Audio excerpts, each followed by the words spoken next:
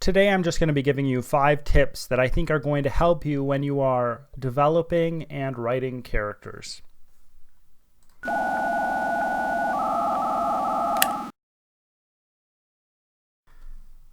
Welcome to How to Write Good. I am your host, Daniel Poppy. You can find out more about me at danielpoppy.com. If it is your first time here, How to Write Good is a writing podcast that seeks to find principles and advice that can be applied across a broad range of writing situations.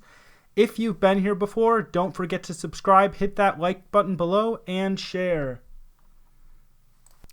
The first tip I have that I think is the most important when you're looking at characters is that you spend the most time on your main character.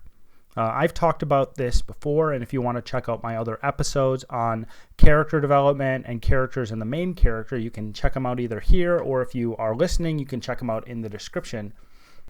The reason why I think you should focus on the main character, and the reason why I think this is the most important tip, is because the main character determines the direction of your story. The main character is the lens through which your readers will see your world and what is happening in that world. This is because, in many cases, when a person reads a book, they take the main character on as a persona. For a short time, they feel as if they are the main character. Now, this doesn't mean that you have to know every little tiny detail about who the main character is, but it does mean you need to know the basic pieces of the main character that allow them to function in the world the way in which they do. If the details do not matter in the story you're creating, you do not need to write them down about the character. You don't need to know all that information. But you probably do need to know the character's basic philosophy. You probably do need some backstory so that when they run into specific things in the world, they can react to those things in the appropriate way. For example, if your character picks up a weapon, you'll probably need to know whether that character is familiar with weapons or not. And in some cases, you'll need to have backstory that explains why the character knows about weapons or why they do not. Before you get the basics of the story down, I believe you should hold back on your character creation, and this goes into my second tip. Outline your plot before you develop side characters. Now, in some cases, you may be able to wait to develop your main character after you've developed the plot. That might be okay, and it probably would help you out. I think you should fill in your main character's smaller attributes because we don't need to know every little tiny detail about that character. It's the same as knowing a person. You don't need to know every little tiny detail about that person to know that person. If that person listed out every single tiny detail about themselves, if they were actually capable of doing that, you would probably fall asleep. The same applies to your main character. So as I said before, get the basics of the character down, and then after you've written the plot, you can fill in the parts you need to know about the character. This goes back to a world building technique I have. If you want to know more about that technique, you can see it up here, click up here, or you can see the link in the description down below if you're listening on audio. Now, I do believe you should wait to develop your other characters after you've developed the plot. It isn't the worst thing in the world if you don't.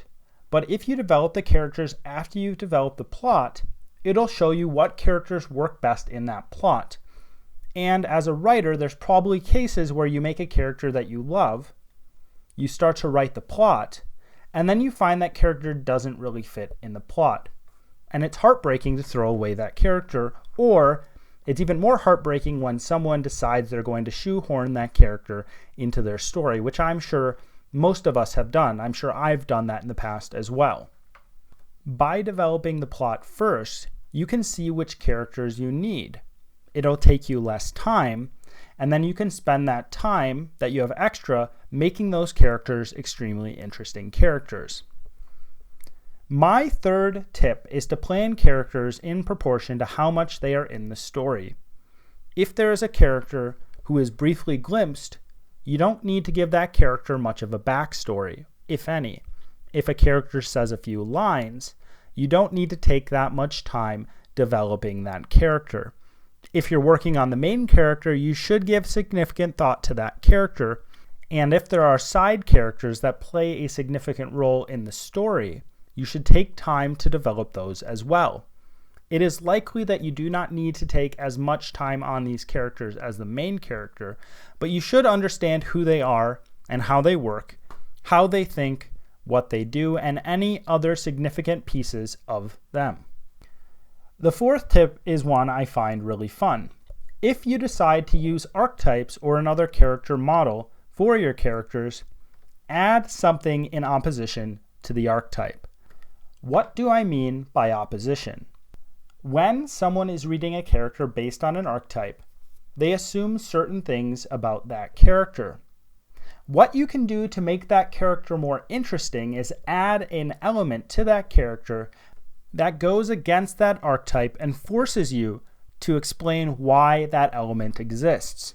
This will make your characters more interesting to the reader, and it actually is more fun to write as well.